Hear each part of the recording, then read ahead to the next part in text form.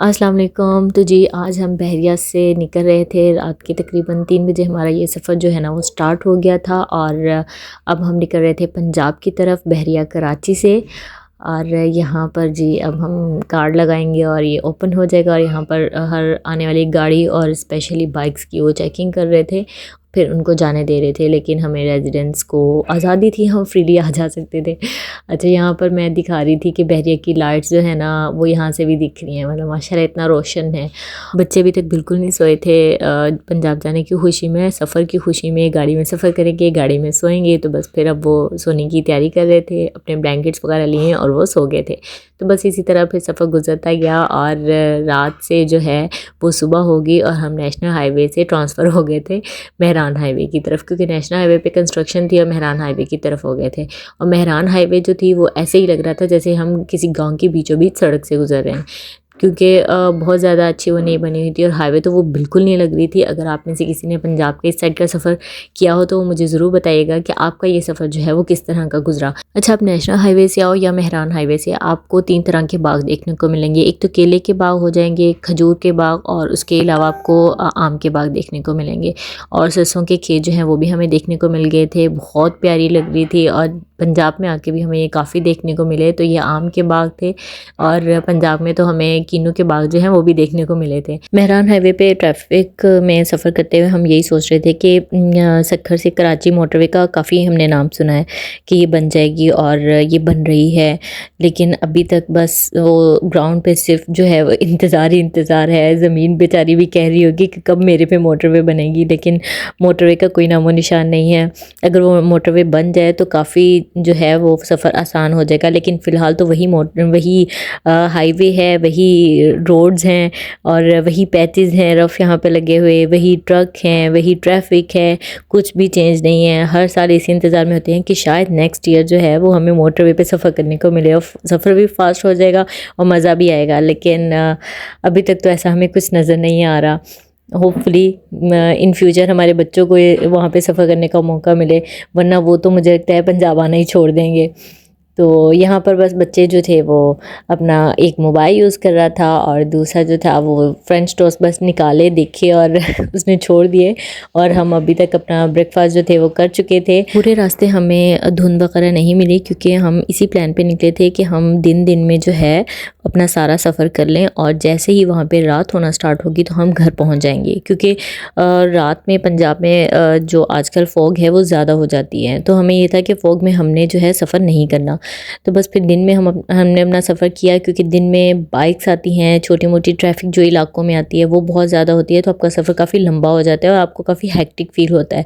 Single road, ऊपर से traffic. और अब हमने एक नया काम देख लिया और ये था कि वो कुछ जला रहे थे, दरख्त की छाल थी, या तो केले का था या फिर वो क्या उसको कहते हैं, खजूर का आई थिंक, तने, उनको जला रहे थे। अब मुझे एग्जैक्ट याद नहीं है। तो इतना काला धुआं छोड़ा था, मतलब उससे हवा आप खुद सोचें कि किस कदर वो ख़राब हो रही है, और वो ख़ुद भी इस धुएं में बैठे हुए थे, तो उनके लंग्स किस कदर इफ़ेक्ट हो रहे होंगे। पता नहीं अब ये किस काम आती है, ये जो जला रहे हैं इसकी राख बना रहे हैं।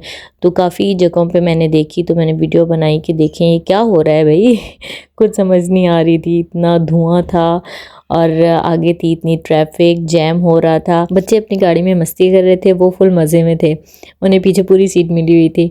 और यहाँ पर हम अभी पहुँचने वाले थे सक्खर के जो टोल प्लाज़ा है वहाँ पर, वो जो उससे पहले ही बैदल के नाम से आता है रेस्टोरेंट, वहाँ पे बस वहाँ पे हम उतरे, थोड़ा फ्रेश हुए, खाना खाया और वहाँ पर हमें मिल गए थे अपने पुराने नेबर।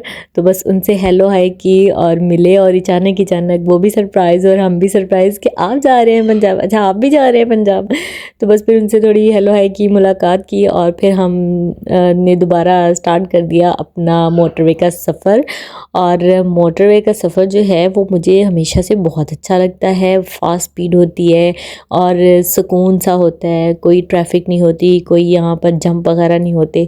लेकिन इस बार जो था ना वो डर भी थोड़ा लग रहा था, थोड़ी टेंशन में मैं बैठी हुई थी। हालांकि दिन का टाइम था और दिन का टाइम हमने इसीलिए चूज़ किया कि एक तो धुंध ना हो, दूसरा हमें जो है ना खौफ, यहाँ पर ट्रैफिक, आपको जिन्होंने सफ़र किया होगा ना पंजाब से कराची कराची का या कराची से पंजाब का, उनको अच्छे से पता होगा कि मैं इस टाइम क्यों थोड़ी डर के बैठी हुई थी, क्योंकि यहाँ पर मोटरवे पे अभी आजकल ख़तरा है, वो है ना हमारे कच्चे के इलाके के डाकू उनका।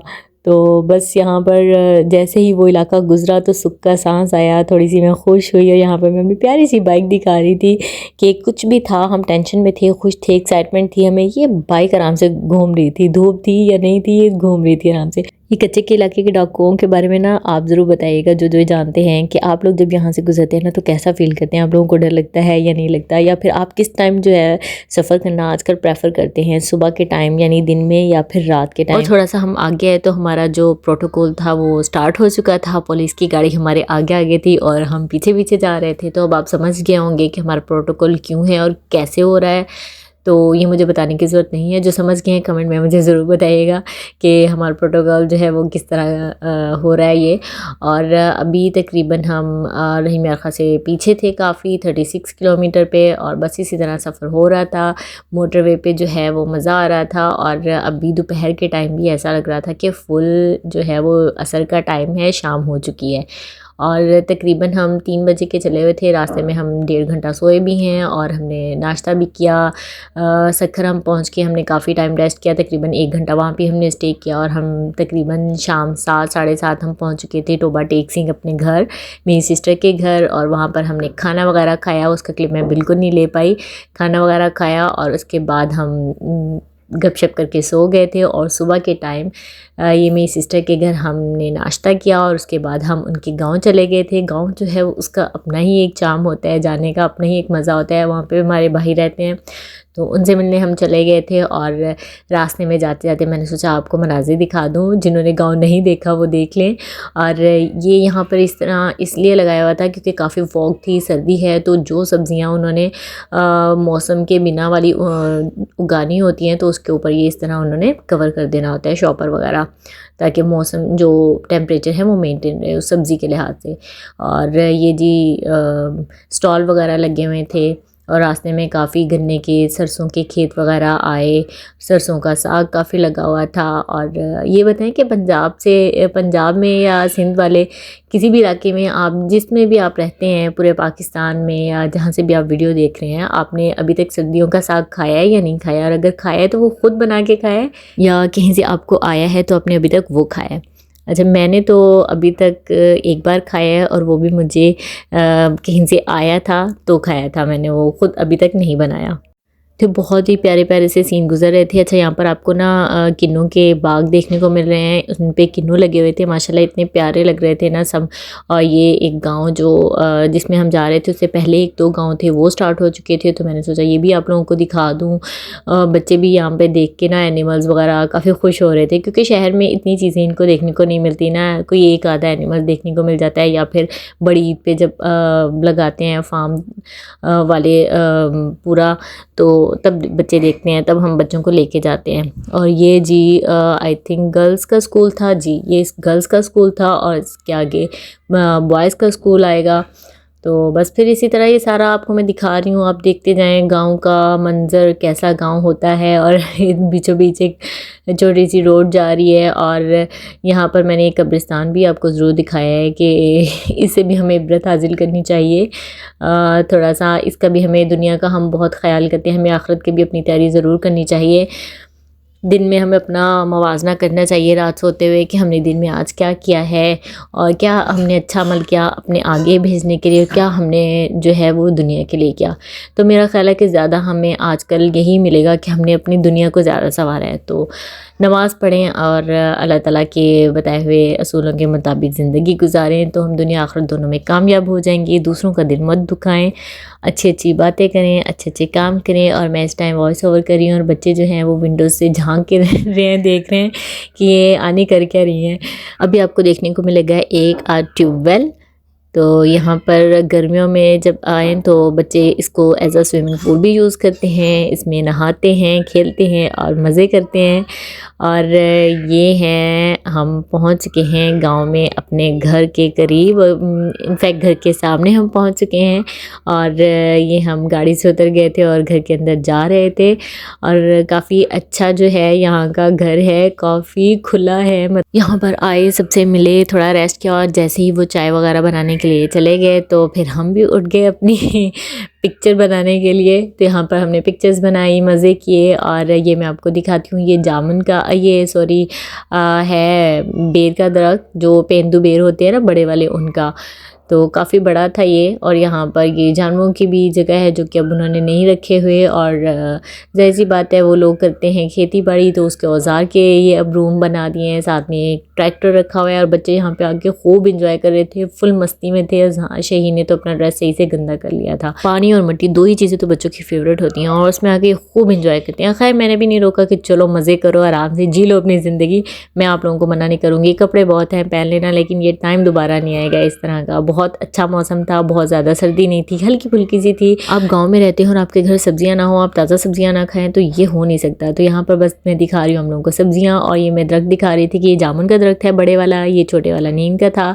छोटे वाला नहीं, सॉरी, ये जो अकेले बेचारी लकड़ी है अभी न्यू, इसमें शाखें आ रही थी, तो ये था नीम का, वो बड़े वाला जामुन का था। और उसके पीछे फिर एक बड़ा नीम का दरख्त था। और ये बहुत बड़ा माशाल्लाह रकबा है, काफ़ी मुझे अब याद नहीं कि कितना रकबा है, लेकिन बहुत ज़्यादा बड़ा ये घर है। ये देखिए, मैं आपको फुल व्यू दिखा रही हूँ और बहुत नीट एंड क्लीन, ज़बरदस्त सा लग रहा था, मज़ा आ रहा था देख के।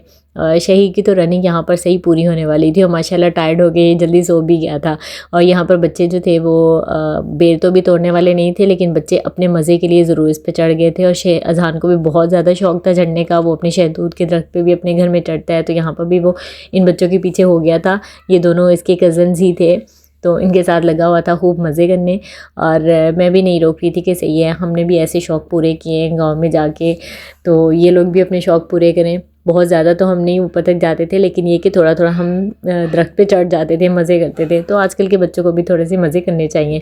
बस घर का विज़िट किया और हम आ गए थे रूम में, और रूम में मेरे प्यारे से भांजे की पिक लगी हुई थी, बस याद के तौर पर मैंने इसको भी कैप्चर कर लिया। और यहाँ पर आ गई थी हमारे लिए चाय, और बच्चों ने तो अंडे बहुत शौक से खाए और हमने तो पकौड़े बहुत शौक से खाए, क्योंकि सर्दी के मौसम में पकौड़े, और वो भी ताज़ा ताज़ा फ्रेश और ज़बरदस्त से आपको मिल जाए, तो बस फिर आपको और क्या चाहिए।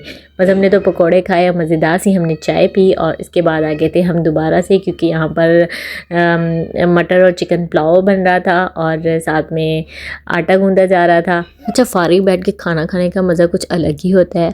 आप लोग भी इत्तेफाक करेंगे, जब हम वेकेशंस पे जाते हैं तो फारिग बैठते हैं और खाना खाते हैं, तो उसका मज़ा अलग ही एक टेस्ट होता है। और कभी आपने ये देखा होगा कि हम अपने हाथ का छोड़ के किसी दूसरे के हाथ का खाएं, तो वो भी टेस्ट हमें अलग ही लगता है, मज़े का लगता है।